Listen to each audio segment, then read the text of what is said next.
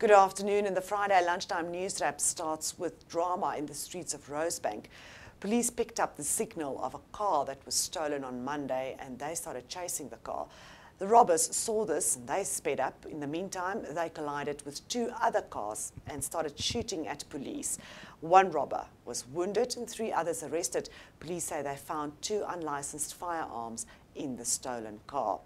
Meanwhile, in Hyde Park, Metro Police are keeping a close eye on a developing story that is where taxis have said to start blocking the roads.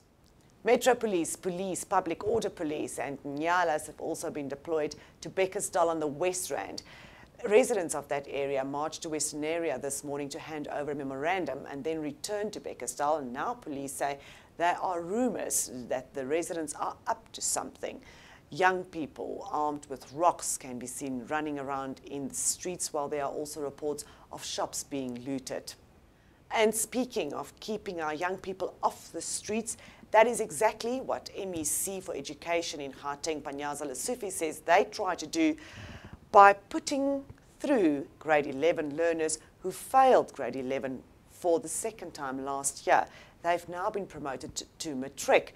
But Lesufi says it will not be easy for them or the learners, and they are planning military-style academic camps for every weekend this year to ensure that these learners do pass matric this year. He says it's better to have them in the classrooms than have them on the streets. And in New Zealand, we hear of the situation that had Proteas bowler Dale Steyn, the scariest he's ever been.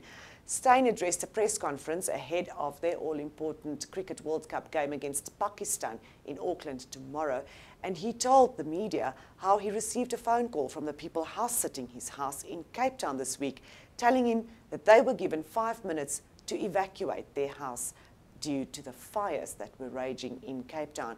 Steyn said it had him shivering, since everything he owns, including all the cricket balls and all the wickets, are still in that house. Luckily, nothing happened to the property. So we will keep an eye on the cricket and make sure something does happen tomorrow when the Proteas take on Pakistan.